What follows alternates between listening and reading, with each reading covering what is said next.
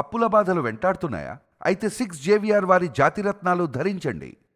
Right, breaking news వస్తున్నాం మన TV screen పై. America అధ్యక్షుడు ట్రంప్ పెద్ద కూతురు ఇవాంకా ట్రంప్ ను హతమార్చేందుకు జరిగిన ఒక భారీ కుట్ర తాజాగా వెలుగులోకి వచ్చింది. ఇరాన్ కు చెందిన ఇస్లామిక్ రెవల్యూషనరీ గార్డ్స్ తో సంబంధాలున్న ఒక ఉగ్రవాది ఈ కుట్రకు పాల్పడ్డట్టు తెలుస్తోంది. గతంలో అమెరికా చేసిన డ్రోన్ దాడిలో ఇరాన్ అగ్రశ్రేణి సైనిక కమాండర్ కాసిం సులేమని మృతి చెందారు. అందుకే దీనిపై ప్రతీకారం తీర్చుకునేందుకు ట్రంప్ కుటుంబ సభ్యులను టార్గెట్ చేసుకుని ఇవాంకా ట్రంప్ను హతమార్చాలని ఆ ఉగ్రవాది ప్రణాళిక రచించారు. సో ఈ ప్లాన్ను అమలు చేసేందుకు యత్నిస్తున్న క్రమంలోనే భద్రతా సంస్థలు అలర్ట్ అయ్యి పక్కా సమాచారంతో అతడిని అరెస్ట్ చేయడం వల్ల ఈ భారీ ముప్పు తప్పింది. అయితే ఈ అరెస్ట్తో ఇరాన్ మద్దతుదారులు ట్రంప్ కుటుంబంపై ఎంత రగిలిపోతున్నారో మరోసారి తేలిపోయింది.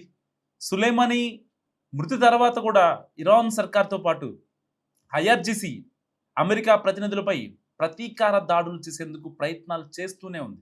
ఇవాంకా ట్రంప్ భద్రతపై పర్యవేక్షణ, ఆమె కదలికలపై నిఘా పెట్టడం వల్లే కీలక ఆధారాలను దర్యాప్తు సంస్థలు సేకరించినట్లు సమాచారం. ప్రస్తుతం నిందితుడిని రహస్య ప్రాంతంలో విచారిస్తున్నారు. ఈ కుట్ర భద్రతా వర్గాల్లో తీవ్ర కలకలం రేపుతోంది. అయితే ఇవాంకా ట్రంప్ హత్యకు యత్నించిన ఘటన అమెరికా ఇరాన్ మధ్య ఇప్పటికే కొనసాగుతున్న ఉద్రిక్తతలను, భౌగోళిక రాజకీయ ఘర్షణలు మరింత తీవ్రతరం చేసే పరిస్థితులు కనిపిస్తున్నాయి.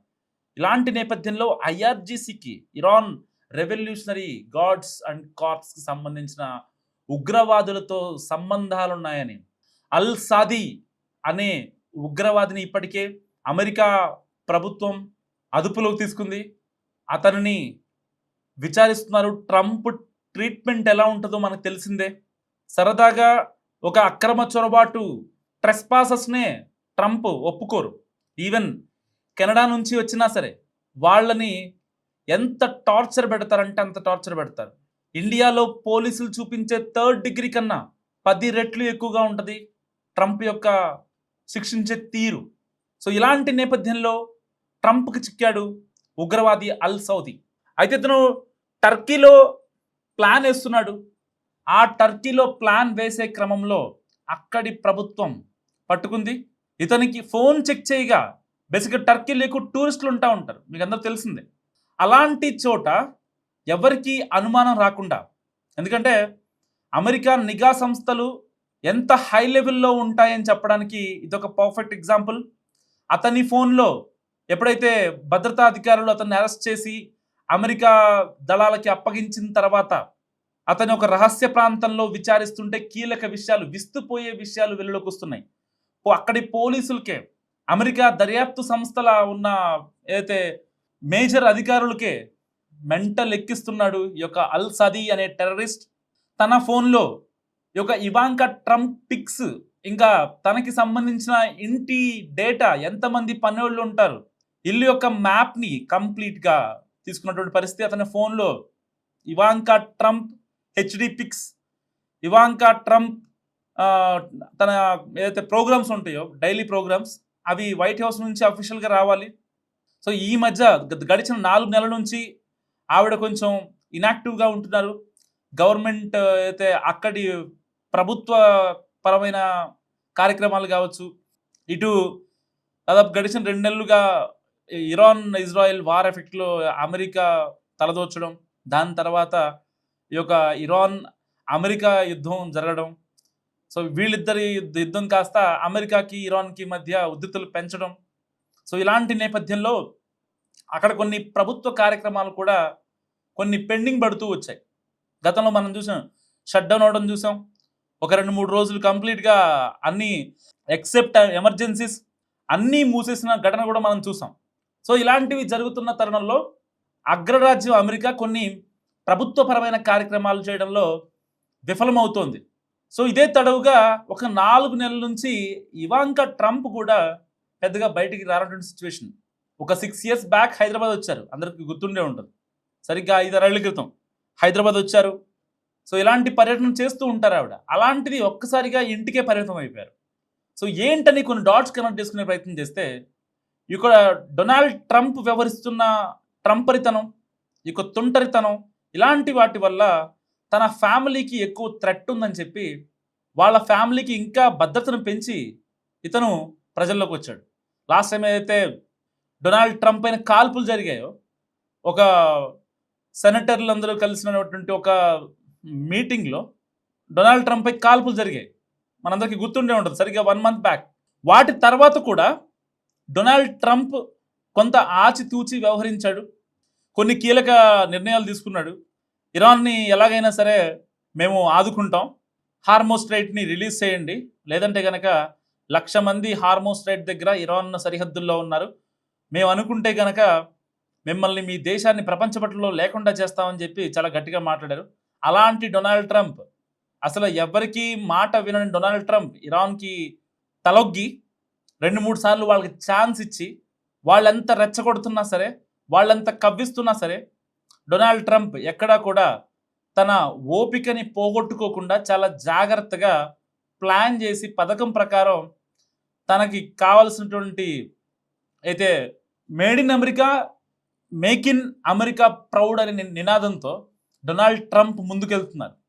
సో ఇలాంటి నేపథ్యంలోనే తాను కీలక నిర్ణయాలు, సాహసోపేతమైన నిర్ణయాలు, 400 ఏళ్ల చరిత్ర కలిగినటువంటి అమెరికా సామ్రాజ్య పరువును కాపాడుతున్నానని చెప్పుకుంటున్నటువంటి డొనాల్డ్ ట్రంప్ తన ఫ్యామిలీకి అంత టైం కేటాయించడంలో విఫలమయ్యాడు.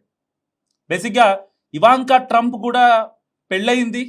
సో వాళ్ళ ఫ్యామిలీ వేరే చోట ఉంటుంది అండ్ వాషింగ్టన్లోనే. సో వీళ్ళ అధికారిక నివాసంలో ఏదైతే వైట్ హౌస్లో వీళ్ళు ఉంటారు.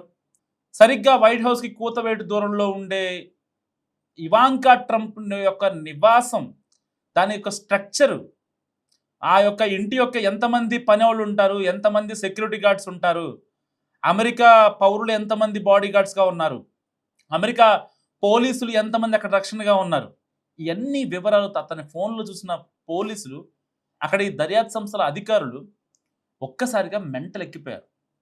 సో తనకి సంబంధించినటువంటి కొన్ని సీసీటీవీ ఫుటేజ్ కూడా ఆ యొక్క వీడియోలో, తన ఏదైతే అల్ సాదీ టెర్రరిస్ట్ ఫోన్లో తనకి సంబంధించినటువంటి వీడియోలు బయటికి రావడం నిజంగా అసలు ఎవరు ఎక్స్పెక్ట్ చేయనటువంటి అంశం. డొనాల్డ్ ట్రంప్ ఈ యొక్క టెర్రరిస్ట్ అల్ సాదీ చెప్పే ప్రతి ఒక్క మాట వినుకుంటూ నిజంగా ఇంత జరుగుతోందా నా మీద, నా ఫ్యామిలీ మీద కుట్ర అంటూ కూడా ట్రంప్ మాట్లాడుతున్న పరిస్థితి. సో ఎట్టి పరిస్థితుల్లో మరి తనకంత డేటా ఎలా వచ్చింది? టర్కీలో ఉన్నటువంటి ఇరాన్ ఒక టెర్రరిస్ట్కి ఇంత డేటా, సరే ఒకవేళ ఇవాంకా ట్రంప్ ఎక్కడ ఉంటున్నారనేది సరే ఎవరైనా చెప్తారు కాబట్టి ఎవరో చెప్పారు అనుకుందాం. కానీ వాళ్ళ ఇంట్లో సీసీ కెమెరా ఫుటేజ్ కూడా ఈ యొక్క టెర్రరిస్ట్ అల్ సౌదీ ఫోన్లో ఉంది అంటే జస్ట్ ఇమాజిన్ ఎలా ఉందో సిచ్యువేషన్.